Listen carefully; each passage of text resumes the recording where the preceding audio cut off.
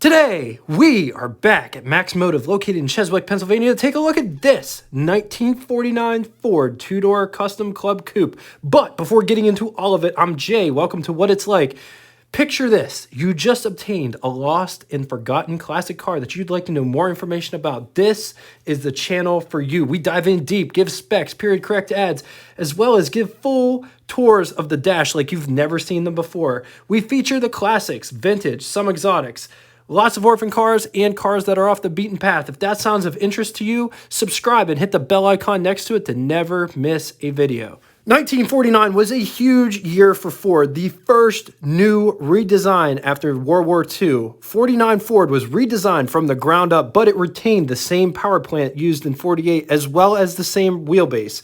1949 to 1951, this era of Ford was just known as Ford. For example, 1949 Ford, 1950 Ford, 1951 Ford. These model years from 1949 to 1951 also go by shoebox Fords because of its slab style ponton design.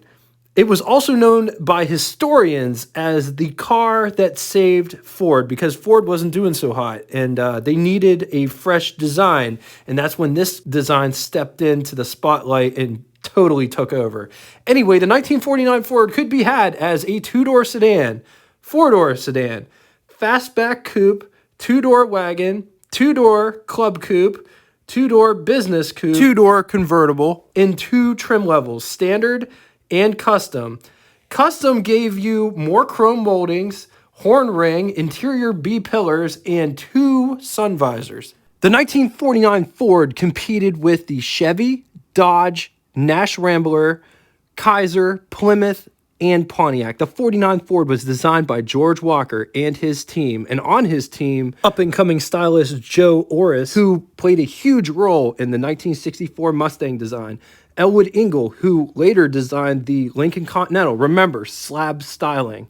Real quick, is it me or does the 49 Ford look like any other car that is on the road during this time period? I always thought it bears a striking resemblance to the bullet-nosed Studebaker, and there's reason for that. The 49 Ford shares the same layout as the 1947 Studebaker Champion. Walker was real close friends with Richard Salil, who was let go from Studebaker. Walker approached Salil with a $50,000 a year job if he could come up with a winning design, but the caveat was he only had 3 weeks to come up with this design. And the rest, they say, is just history. But just to reiterate, it took a Studebaker design to save Ford. Ford actually, Georgie, that was his nickname, George Walker's nickname, made a design with his team, and Salil came up with a different design, and they were both proposed to Ford, and Ford chose Salil's design. So in short, it wasn't George Walker who designed the 1949 Ford, it was Richard Salil. Anyway, let's talk specs. 196.8 inches long, 72.8 inches wide. It rides a wheelbase of 114 inches, weighs 2,930 pounds. Price was $1,510, which is equivalent to you spending $18,831.10 in the year 2022. Total 1949 Ford production was 1,118,308 units, of which total customs was 914,291 units. And of that number, Club Coupes was 150,254 units. Moving on to engines. Two engines on offer, 229 cubic inch displacement, flathead 6, 3.7 liters. It produced 95 horsepower and 180 foot-pounds of torque. Compression was 6.6 to 1. 4 main bearings. When equipped with a 3-speed manual, 0 to 60 could be had in 18.8 seconds, with a theoretical top speed of 81 miles per hour and an average fuel economy rating of 15.5 miles per gallon. Moving to the second engine. 239 cubic inch displacement flathead V8, 3.9 liters. It makes 100 horsepower and 180 foot-pounds of torque. Compression is 6.8 to 1, 3 main bearings, 0 to 60 could be had in 17.2 seconds, and that is with a 3-speed manual transmission. Theoretical top speed, 85 miles per hour, and average fuel consumption is 15.5 miles to the gallon. Transmissions, 2 transmissions on offer, 3-speed manual with overdrive. Real quick, before we take the tour, if you dig this episode as well as this channel, please give us a like so more people can see this video in the future.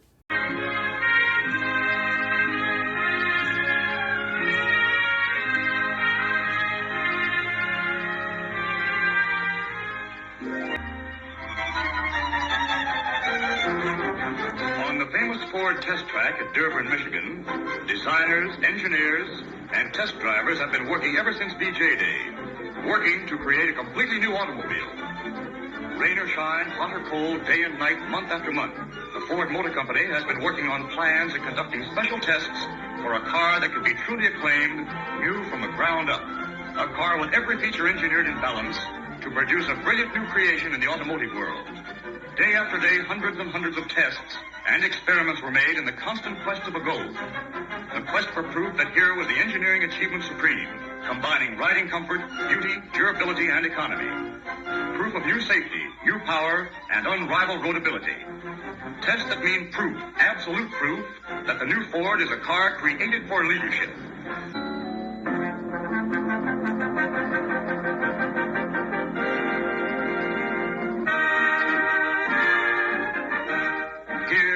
Ford in your future. The achievement supreme in modern automotive styling. Coming up and getting inside, just check out how this door handle operates. Super cool. Notice this door is all trimmed out. Here's my finger for reference. It's not as deep as some other cars from this era, but it goes the whole way around. Here is the vent window. You push the button in, you swivel this out, and then it opens just like that. It's a massive vent window. And then when you swivel this back out, this pin pops back out, and then it's locked. Coming down, let's take a look at this door panel and all the different materials used. I like this chrome piece right here. I don't think it does anything other than it's just a decoration piece. Up here, this feels like a Bakelite plastic. It could be just a plastic and not Bakelite, but it has a different texture. It has a different texture than just regular plastic. Cloth, same. It feels like the same kind of material maybe the seats were made out of at one point. Armrest, door handle to pull the door shut. This is the door handle to get in and out, and it operates like this. This is the window crank for the big window, and it operates like this. Just see how thick this window is. Also, just check out this little tiny trim piece here and how it dips down. Coming down inside the pedal box, high beam switch, clutch, brake, gas. Notice the design of the pedals. They're square, or rectangular, I should say. This is the emergency brake. The hood is actually inside here. So we'll pull that real quick. On to the button switches and knobs, starting all the way to the left and moving to the right. Starter button, headlights, wiper. There is one gauge cluster in front of the driver with everything inside of it. It's a lot like a Nash instrument cluster, to be honest. The speedometer is directly in the center with odometer just below it, but still in the center. Flanked on all sides, there are 4 gauges. At the top left, moving clockwise, fuel gauge, oil pressure, amp gauge, temperature. At the bottom, left and right turn signal indicators, ignition, choke, lighter, clock, and radio. Right air and left air controls are flanking the steering wheel column. Here's what over the hood impression looks like. Here's what first person looks like. There is adequate room underneath the steering wheel. It's not sitting in your crotch. Up above, there's sun visors, and this is what they look like. They're nicely padded, no courtesy mirrors on them. Here, I should say, to see. Another nice courtesy mirror here, and they're nicely plush and padded. There is lots of headroom in this car. It does not feel claustrophobic whatsoever. It actually feels very big in here because there's lots of headroom.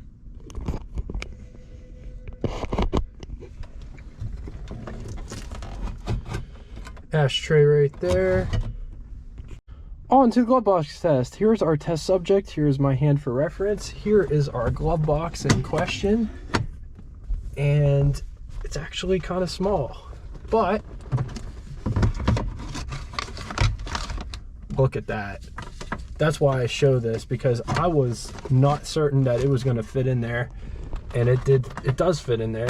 Look, you can shut the glove box and you can lock it, and nobody will ever know that that camera is inside that glove box because it just looks so small.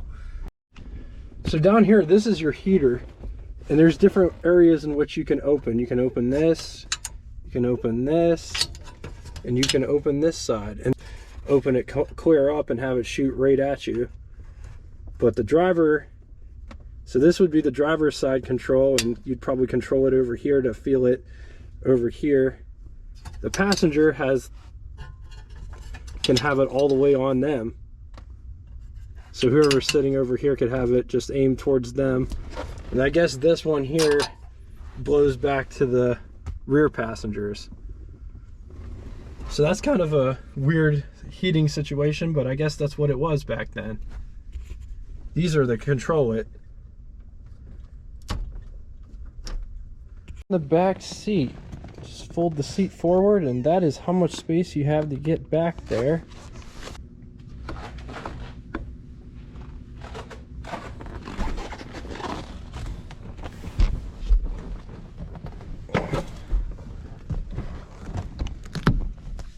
All right, sitting in the back seat, there isn't as much room back here as I thought there would be, and headroom is just adequate. Like I can feel the top of my hairs hitting the back of the roof back here.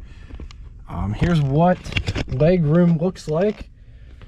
It's actually like negative knee space. Nice hold on ropes back here. Here's a light, and it would light up this light here. Coat hooks up here. These windows open, but they are vent window style. So see how that works? That's kind of cool.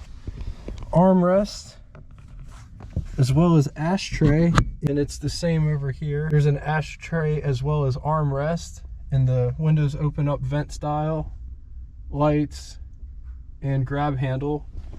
Check out the seat profile. It is very upright, and the bottom, your bottom definitely sits back up here. It is very uncomfortable. This is what it looks like out the rear window. I believe that's a speaker. Here's what the front view from the back looks like. Here's what the trunk situation looks like in the 49 Ford. Full size bias ply spare tire, as well as bumper jack off the side there. Nice fire extinguisher. You never know when you might need one of those, but it looks like you could fit a couple people in the back of this trunk if you wanted to sneak them into the drive-in movie theater and such. Coming up to the hood section, we already popped the hood from inside. Just pick it up. There's a catch right here. I'll just move it out of the way. It's a very heavy hood, this is. So just check out that engine. Flathead V8. This one is advertising that it's a police interceptor. This one's also got the windshield washer fluid bottle back there. It's been updated with an electric fan.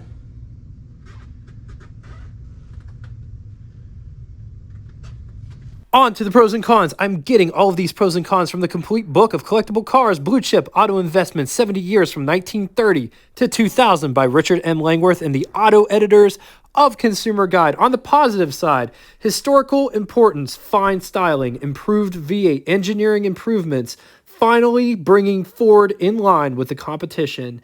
Good driver's car, against it. Moderately rust prone, early assembly quality problems. Nobody wants the 6s, which they were also available across the board. All right, now it's time for Name That Tune. First person to give me both the correct band as well as song title correctly will have their comment pinned to the top of the comment section.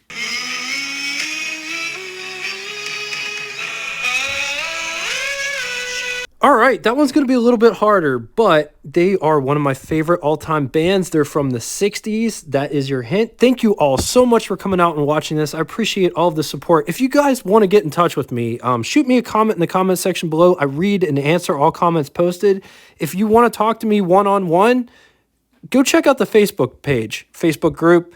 It correlates with this YouTube channel, and it gives you the opportunity to share your rides, experiences, and stories. I'll post the link in the description.